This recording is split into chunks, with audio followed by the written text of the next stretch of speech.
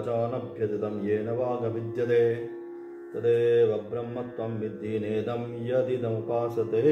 अशा प्रकारे या वाचेच्या द्वारे आम्ही काय करतो, ज्यांचं पूजन अर्चन सगळे स्तुती हे सगळं काही काही करत असतो ते ब्रह्म होऊ शकत नाही. वाचेच्या द्वारे किंवा वाचेच्या द्वारे वाणीच्या द्वारे आपण ज्याला आपण प्रकाशित करतो ते वास्तविक ब्रह्म होऊ शकत नाही. जरी कितीही आपण त्या ठिकाणी ती स्तुती सुमना जरी केली त्या त्या देवतांच्या अनुषंगाने तम ब्रह्मा तम विष्णू तम रुद्र कार पूर्वकार किंवा अनेक अनुषंगाने त्या ठिकाणी तरी सुद्धा ते जे आहे ते ब्रह्म होऊ शकत नाही. मग ब्रह्म काय, तर ब्रह्म ते ब्रह्म की ज्याच्याद्वारे येन वाग विद्यते, ज्याच्याद्वारे ही जी वाणी आहे ही वाणी बोलण्याचं सामर्थ्य प्राप्त करून घेते. उपकरणं सगळी आहेत विद्युत, परंतु विद्युत नसेल तर जसं ती शून्य आहेत त्याप्रमाणेच या ठिकाणी देह आहे, पंच ज्ञानेंद्रिय पंच कर्मेंद्रिय सर्व काही आहे, परंतु त्याला चार्ज करणारी जी शक्ती आहे ती चार्ज करणारी शक्ती नसेल तर काय होतं, सर्वे बिभ्यति तस्मिन काय संग, सगळेच्या सगळे एकदा ही प्राणशक्ती आपल्यामधून गेली की काय होतं, सगळे काय करतात, लगेच आपली तयारी करायला लागतात, इथं ठेवायचं नाही. म्हणून अशा प्रकारे तदेव ब्रह्म, पण ती जी शक्ती आहे की ज्याच्याद्वारे हे पंच कर्मेंद्रिय पंच ज्ञानेंद्रिय अंतःकरण चतुष्टय हे सर्व काय आहे आपापल्या कार्यामध्ये काय होतात, प्रेरित होतात. ती शक्ती म्हणजेच तदेव ब्रह्म, तेच ब्रह्म आहे. मग न इदम यद इदम उपासते, यद इदम उपासते, जे जे आम्ही म्हणून पूजतो हे ब्रह्म आहे, ते ब्रह्म आहे, अमुक ब्रह्म तमुक ब्रह्म, म्हणजे या सगळ्या पंचीकरण झाल्यानंतर त्या पंच महाभूतांच्या असणाऱ्या आकाश आप अग्नी पाणी आणि पृथ्वी हे असणारे पंचतत्व, त्या पंचतत्वाचं काय झालं, पंचीकरण झालं. पंचीकरण झाल्यानंतर काय झालं, या संपूर्ण सृष्टीची निर्मिती झाली. म्हणून अशा प्रकारे त्या असणाऱ्या पंचमहाभूतांच्या असणाऱ्या देवता, म्हणून आपण त्या ठिकाणी पंचायतन पूजा पद्धती, त्याचा संबंध त्याच्याशी, त्या देवतेचा असणारा संबंध त्या तत्वाशी आहे. म्हणजेच काय, त्या पंचायतन देवतेंची कोण कोण त्या ठिकाणी येतो, विष्णू, त्यानंतर महेश, गणपती, देवी आणि सूर्य, या ज्या आहेत या प्रमुख पंचायतन देवता त्या ठिकाणी शास्त्राने सांगितले. याच्यामध्ये अनुस्यूत सगळ्या इतर सर्व म्हणजे ते त्यांचे त्यांचे अंशभूत, जसे आम्ही परमेश्वराचे अंश आहोत तसं त्या अनुषंगाने ममै वांशो जीवलोके जीवभूत सनातना, तू माझाच अंश आहे एवढं भगवंतांनी आम्हाला स्पष्ट सांगितल्यानंतर सुद्धा काय होतंय, मी परमेश्वराचा अंश नाही, मी जन्म मृत्यू दुःखी चिंतामणी आहे. अशा प्रकारे काय होतं, आपल्याला सातत्याने भास होत राहतो. अतिशय याहीपेक्षा स्पष्ट भगवंताने काही सांगितलं नाही गीतेमध्ये. पण त्या 700 श्लोक जे गीतेचे आहेत त्याच्यामध्ये अतिशय स्पष्ट सर्व शास्त्राचा असणारा गुढार्थ अगदी स्पष्टपणे सांगितलं, तू माझाच अंश आहेस, ममाई वांशो जीवलोके, तद्व्यतिरिक्त तू काही नाहीस. पण आपण मानायला तयार नाही. भगवंतांनी सांगितलं तरी आपण म्हणतो मी दीन, दयालू, कृपण, सुखी, दुःखी, जन्माला येणारा, मरणाला जाणारा. पुन्हा सांगितलं नैनम छिंदंती शस्त्राणी नैनम दहती, सुद्धा दुसऱ्या अध्याय सगळं त्याचं स्वरूप सांगण्याचा प्रयत्न केला, वासांश जीर्णानी यथा विहार वगैरे. तरी सुद्धा आपण मानत नाही का, अज्ञानेन आवृतम ज्ञानम, ते जे ज्ञान आहे त्या अज्ञानाच्या द्वारे आवृत्त झाल्यामुळे ते आपल्याला कळत नाही. म्हणून अशा प्रकारे आम्ही ज्याची उपासना, थोडक्यात सांगायचं काय, यद इदम उपासते, ज्याच्या आम्ही उपासना करतो त्या अनुषंगाने काल सांगितलं तसं ठीक आहे. परस्परम भावयन्तः स वै श्रवणोपमो भवति यो भजरियति स यशोवान भवति स मेधावान भवति. त्या अनुषंगाने त्या गोष्टीची प्राप्ती निश्चितपणे होते. परंतु ब्रह्मपद जे आहे ते ब्रह्मपद त्याने प्राप्त होत नाही. आणि म्हणून त्या ठिकाणी आता येईल त्याच्या ज्ञानाच्या असणाऱ्या सप्तभूमिका त्या ठिकाणी सांगितल्या का की त्याच्यामध्ये एक एक सोडत जायचं. शुभेच्छा विचारणातून मानसा सत्वापत्ती आसनशक्ती पदार्था भावनी नंतर तुर्यगा सप्तम म्हणजे काय तो विदेह अवस्थेला. त्यानंतर चौथ्या झाल्यानंतर आसनशक्ती पदार्था भावनी आणि तुर्यगा त्याचा याच्याशी असणारा संबंध जगताचा कट होत जातो, कमी होत जातो, पेक्षाभाव निर्माण होतो.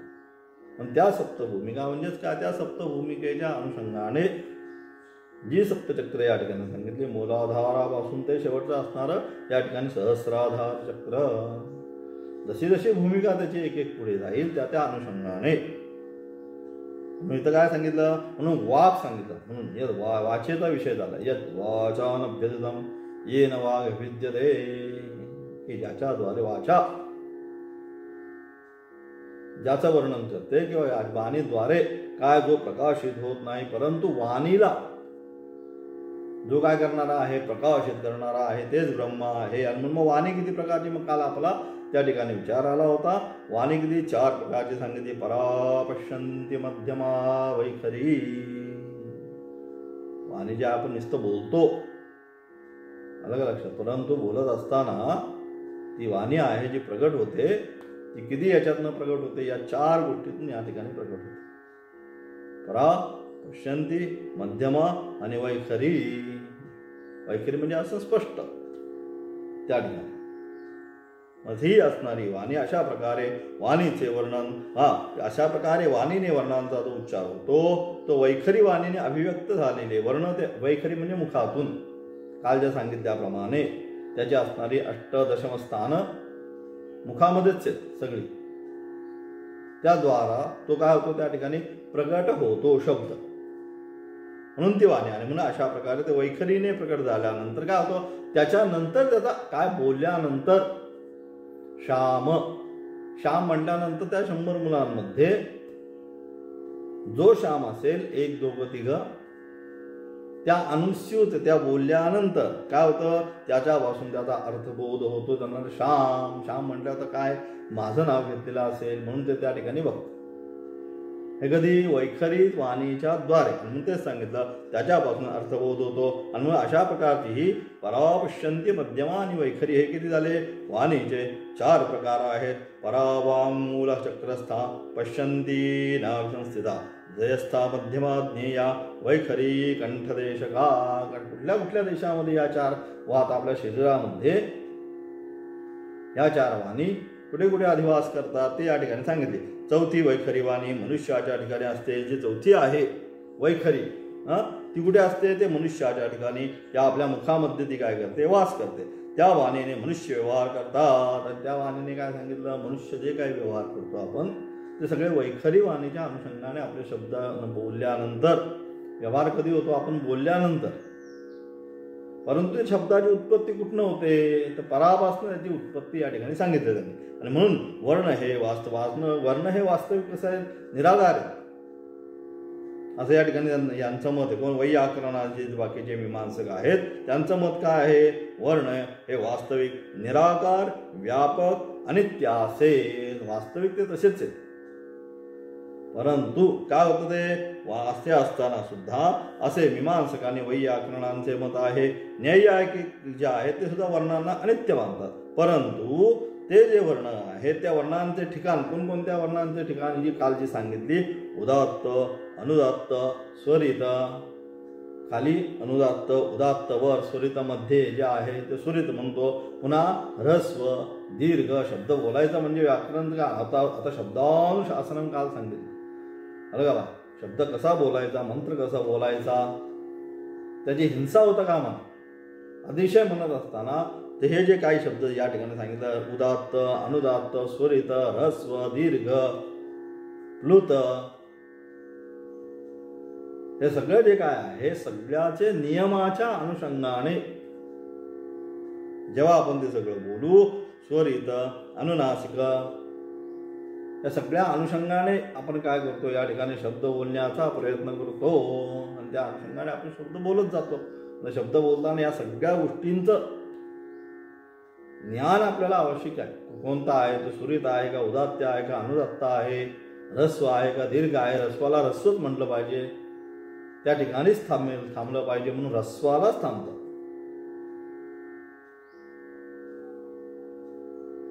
दीर्घ वेगळा अशा अनुषंगाने त्या ठिकाणी, म्हणून अशा प्रकारे हे सगळ्याच्या अनुषंगाने काय होतं, शब्दाची निर्मिती. शब्दाची ज्यावेळेस निर्मिती होते हे एवढे घटक आणि त्याची असणारी काल सांगितलेली की ती दश किंवा अष्टम स्थानं, इथं अष्टम घेतली पण दश स्थानं त्या ठिकाणी व्याकरणामध्ये त्यांनी सांगितली. तालु, मूर्धा, दंता, ओष्ठा अशा पद्धती 5 आणि बाकीची सगळी नासिका, अनुनासिकाद्वारे ही असणारी त्याची दशमस्थानं. या सगळ्यांच्या अनुषंगाने बघा एका शब्दाची निर्मिती होते. आपल्याला नुसतं वाटतं शब्द बोललो, पण हा शब्द बोलत असताना काय होतं, एवढे घटक तिथं प्रयुक्त होतात. आणि म्हणून अशा प्रकारे हे सगळे जे आहे याच्यामुळे शब्दाची निर्मिती होते. परंतु या ठिकाणी मीमांसक आणि व्याकरणांच्या मतामुळे याच्यामुळे फक्त त्याची निर्मिती होते. आणि जर ते औपाधिक वर्ण, ते हे सगळे औपाधिक वर्णांना अभिव्यंजक व ध्वनी त्याच त्यांचे ठिकाणी असलेल्या ह्रस्वाधिकांचा आरोप होतो. आणि म्हणून त्या ठिकाणी त्या अनुषंगाने केवळ यांच्या सानिध्यात आल्यानंतर ते प्रकट होतात. प्रगट गुह्य, जे गुह्य आहे ते काय होतं, ते त्या शब्दाच्या अनुषंगाने त्या ठिकाणी प्रगट होतं.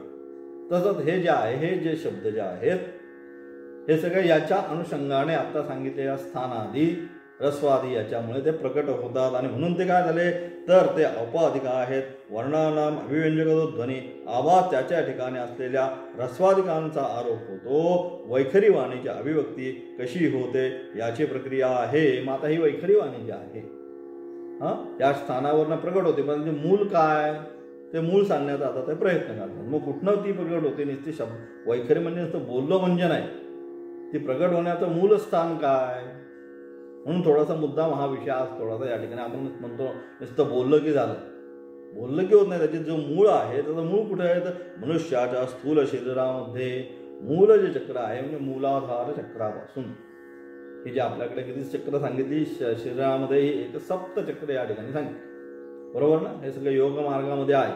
त्याला काय, ती कुंडलिनी त्या जशी जशी जागृत होऊन एका याच्यामध्ये येते तसं त्या सिद्धीसुद्धा त्याला प्राप्त होतात असं सांगतो आपण.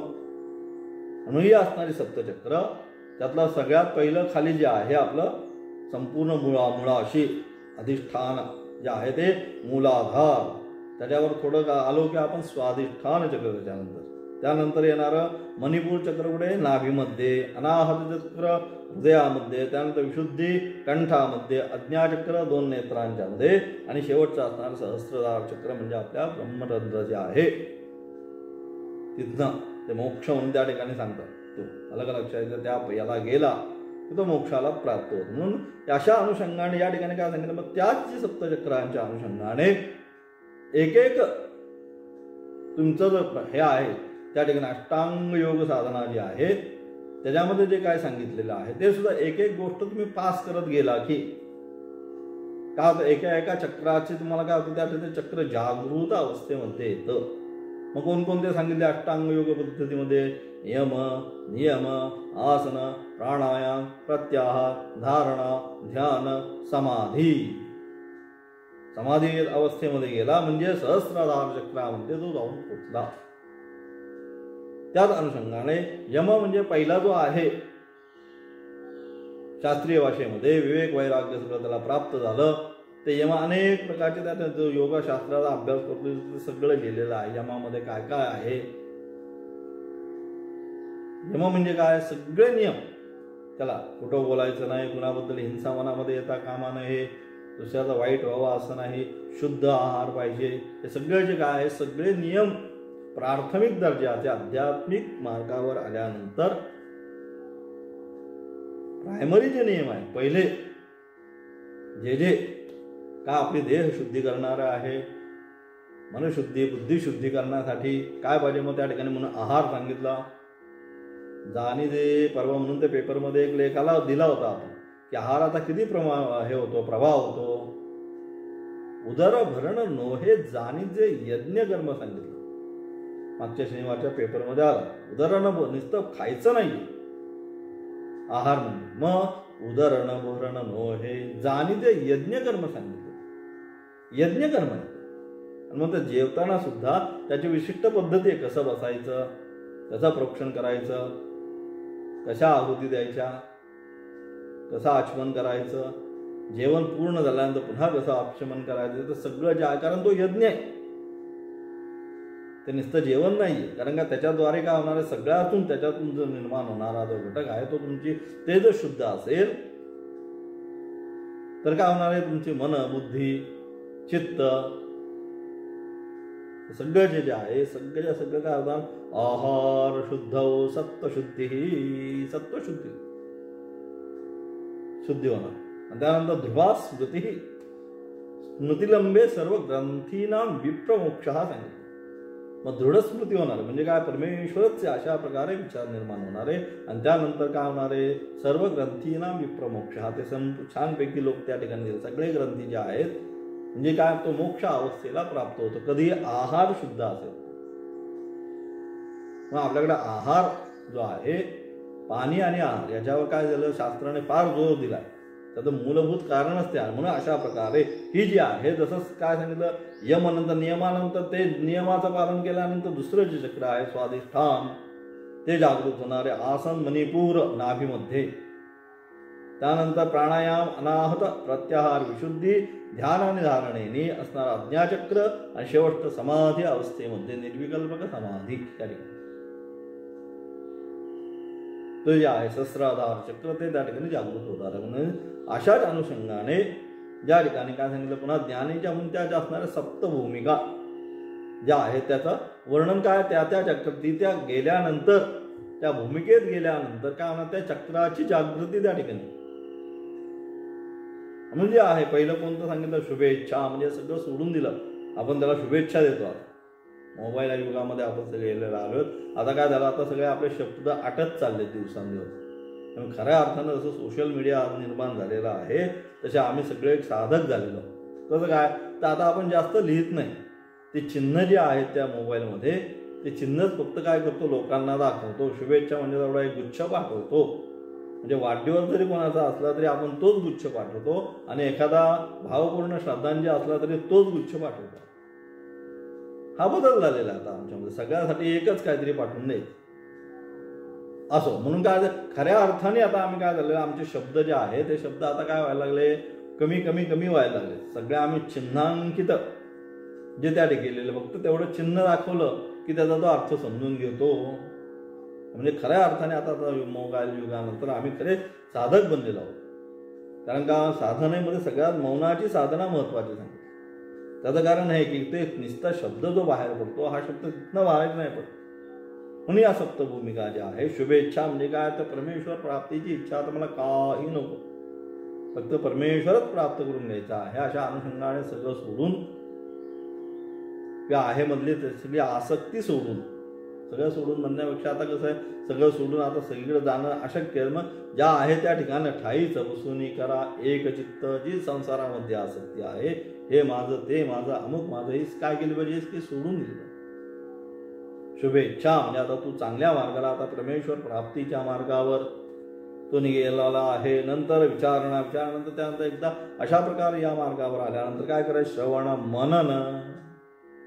मनन म्हणजे काय, नित्य अनित्य वस्तू एक तो विचार करायला आरंभ करेल. अरे राहणार काय आणि जाणार काय, तो आला दुसऱ्या स्टेजला, मूलाधारानंतर दुसऱ्याला स्वाधिष्ठान चक्र, ज्यावेळेस विचारणा चालू केली. त्यानंतर तनुमानसा, अशाही विचारणा केल्यानंतर श्रवण, मनन, निधिध्यासना. निधिध्यासना म्हणजे तनुमानसा. आता त्याला कळलं काय, सर्व जे काय मिथ्या स्वरूपाचं आहे. मग काय, याच्यामध्ये तदेव ब्रह्मत्वम विद्धी, ते ब्रह्मतत्व जे आहे ते ब्रह्मतत्व एकमात्र सत्य आहे. हे कधी कळलं, तिसरा तनुमानसा, तिसरं जे कधी मणिपूर चक्र अवस्थेची जागृती, नाभी अवस्थेमध्ये आल्यानंतर तृतीय जे आहे ही भूमिका आता त्या ठिकाणी चक्र जागृत झाल्यानंतर काय तो आता दुसरीकडे कुठे फक्त आत्म्यावरच त्याचं काय होईल, मन जे आहे, ध्यान जे आहे त्या आत्म्यावरच केंद्रित राहील. आणि या असणाऱ्या 3 भूमिका या काय जगताशी संलग्न आहेत त्याच्यात ज्ञानीच्या. परंतु चौथी जी भूमिका आहे आता तो कुठे गेला, अनाहत चक्र जे आहे म्हणजे हृदयामध्ये एकदा गेल्यानंतर काय होईल, तो सत्वापत्ती म्हणजेच काय देहाभिमानाचा आता नाश हृदय आहे.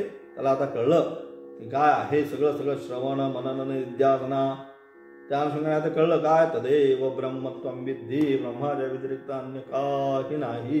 हे कळल्यानंतर त्याचा काय देहाभिमान ब्रह्मच सत्य आहे, ब्रह्मसत्यम जगन्मिथ्या, ब्रह्मच सत्य जगत हे मिथ्या स्वरूपाचा आहे.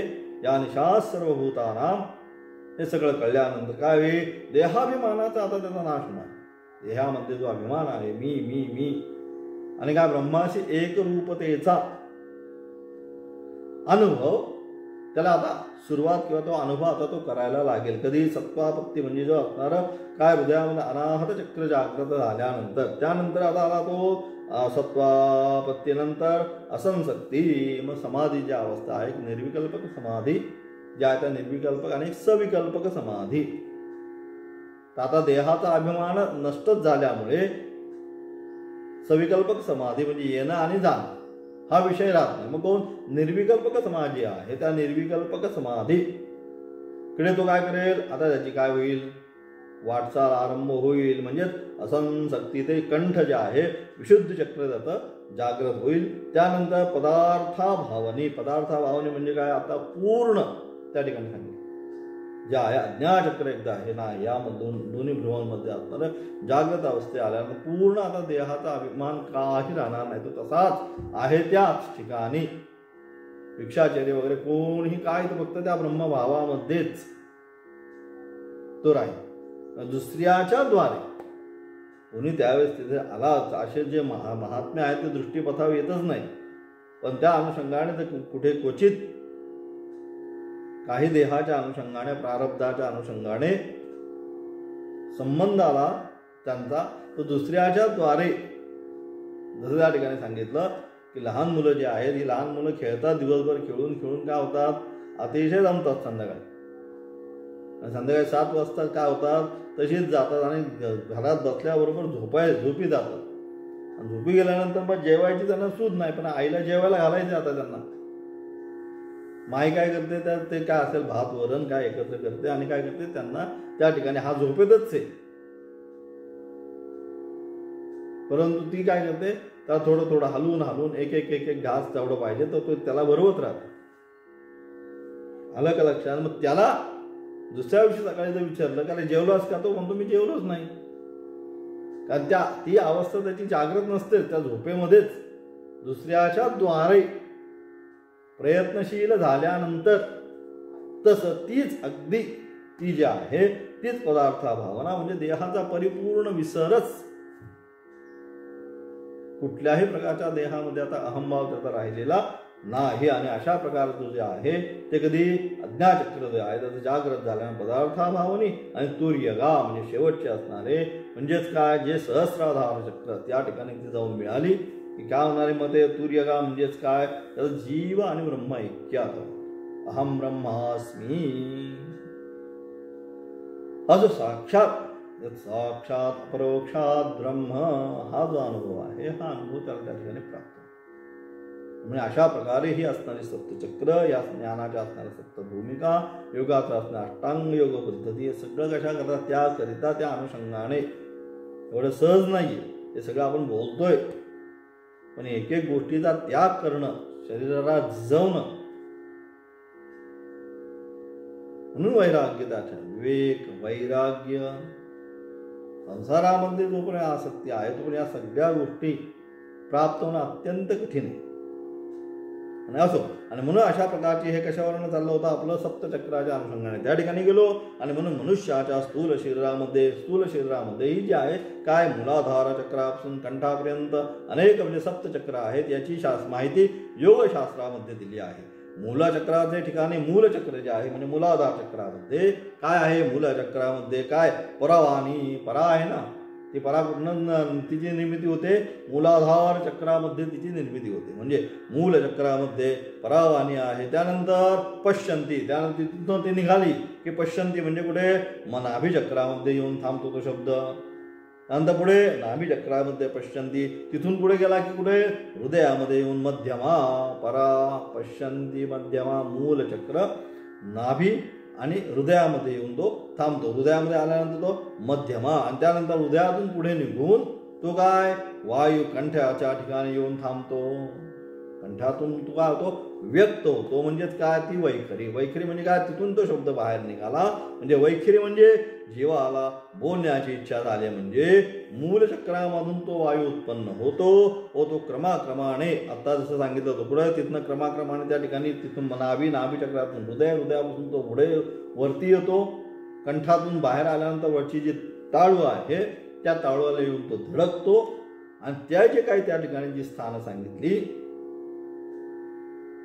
कंठ, तालू, मूर्धा, दंत, ओष्ठ, त्या अनुषंगाने तो व्यक्त होतो. म्हणजे एक शब्द बोलत असताना किती प्रक्रिया होते शरीरामध्ये.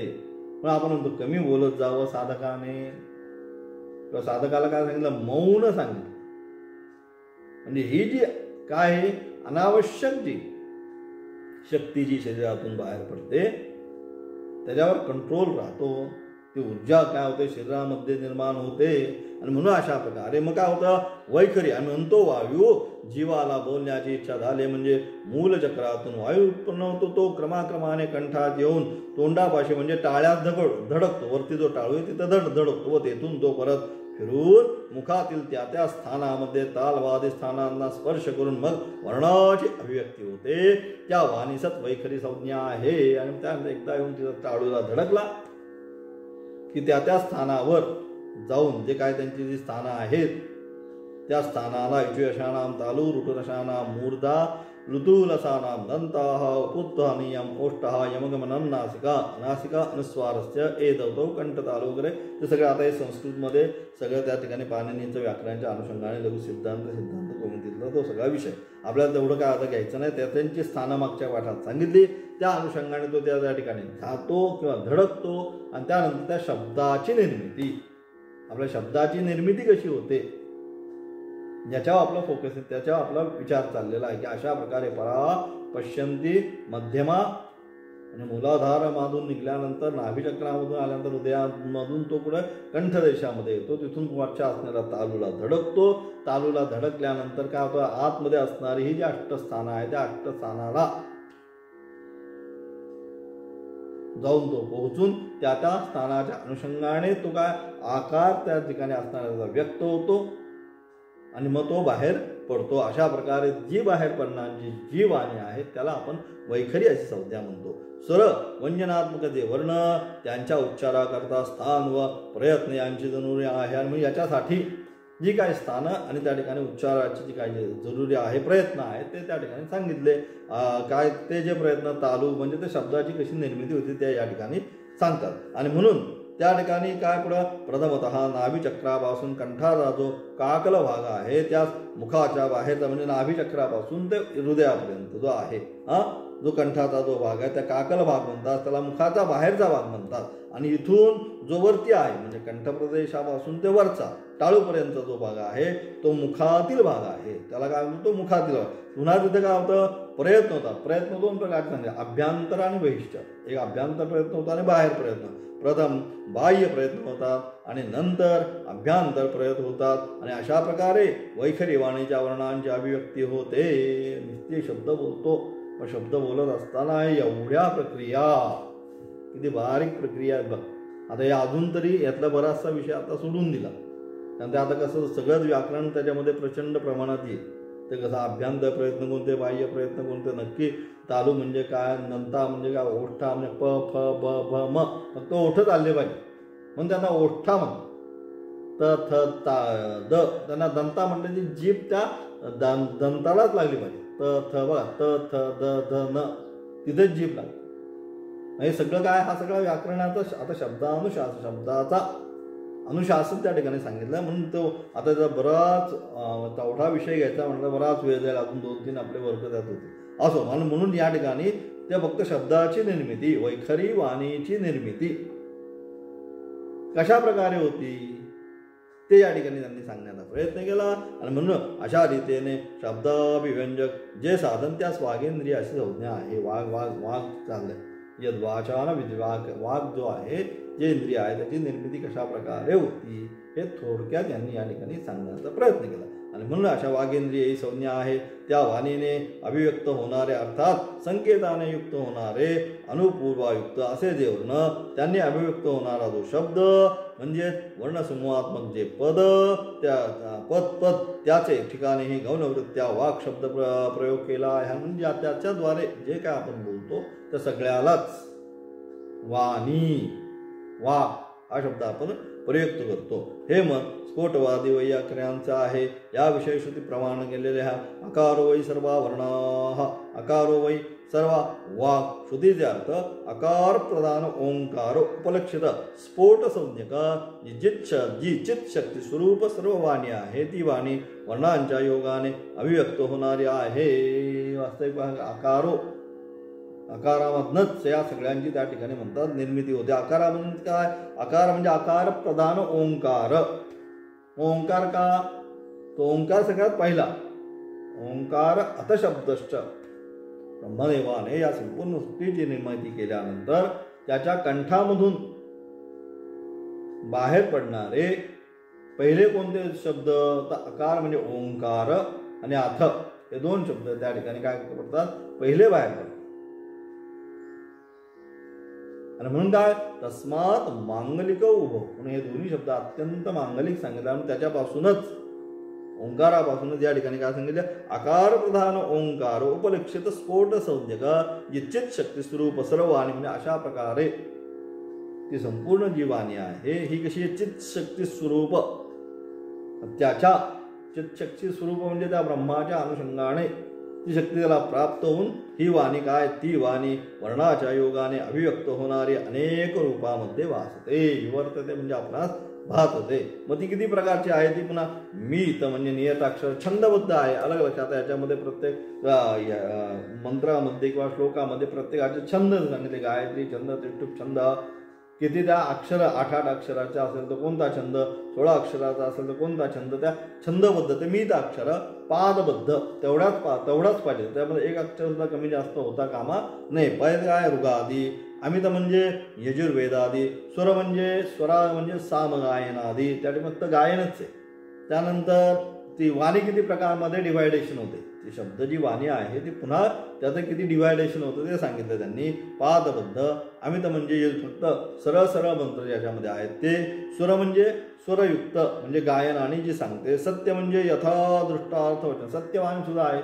जे बोलला, जे ऐकलं, जे पाहिलं तेच सांगतो ती सत्यवाणी. अनृत म्हणजे खोटं, त्या विरुद्ध जी वाणी आहे ती खोटी वाणी. अशा प्रकारे असे जे कर्ण म्हणजेच वागेंद्रिय चेतन पुरुषाच्या ठिकाणी जी वाक्शक्ती ती घोष म्हणजे वर्णाच्या ठिकाणी प्रतिष्ठित आहे. अशा वाणीने ही जी सगळं आता हे वाणीचं वर्णन सगळं केलं. एक शब्द, त्या शब्दाचं एवढं मोठं वर्णन यांनी या ठिकाणी केल्यानंतर अशा वाणीने, परंतु हे सगळं असून सुद्धा काय म्हणतात? अशा वाणीने का ज्याचे प्रकाशन होत नाही. पण ही वाणी सुद्धा त्याला म्हणजे कोणा? ते ब्रह्मतत्व जे आहे ते ब्रह्मतत्व ही एवढी सगळं सांगितलेली वाणी सुद्धा त्या ब्रह्मतत्वाला प्रकाशित करू शकत नाही. शेवटी हे सांगायचं त्यांना ठिकाणी. म्हणून अशा प्रकारे अशा वाणीने ज्याचे प्रकाशन होत नाही, ज्या चैतन्य शक्तीने वागेंद्रिय स्वविषयांचे प्रकाशन करते असे जे ते ब्रह्म असे तुझान यांनी त्याचं प्रकाशन होत नाही. उलट त्या चैतन्य शक्तीने या वागेंद्रियाचं स्वविषयाचं ते प्रकाशन करतं. आणि म्हणून ते ब्रह्मदुदान जे इदंतोत्तेन विदित असे जे सोपाधिक ईश्वरादी ते ब्रह्म नव्हे. इतर आपण जे मगाशी सांगितल्याप्रमाणे पंचायतनादी त्या देवता आपण मानतो ते ब्रह्मस्वरूप होऊ शकत नाही. त्याचप्रमाणे पुढे जाऊन मनसा न मनुते येनाहुन मनोमदम तदेव ब्रह्मत्वं विद्धी नेदम यदुपासते चक्षुषा श्रोत्रेण त्या सगळ्याच्या अनुषंगाने पंचज्ञानेंद्रिय पंचकर्मेंद्रिय अंतःकरण चतुष्टय या सगळ्यांच्या द्वारे ज्याचं वर्णन होतं ते ब्रह्म होऊ शकत नाही. उलट या सर्वांना जे शक्ती देतं तेच ब्रह्म या ठिकाणी असं सांगण्याचा त्यांनी प्रयत्न केला. त्याच्यानंतर असणारा 6वा मंत्र यन्मनसा न मनुते येन हुर्मनोमदं तदेव ब्रह्मत्वं विद्धि नेदं यदिदमुपासते. याचा असणार विशेष व्याख्यान उद्याच्या पाठामध्ये करणार आहोत.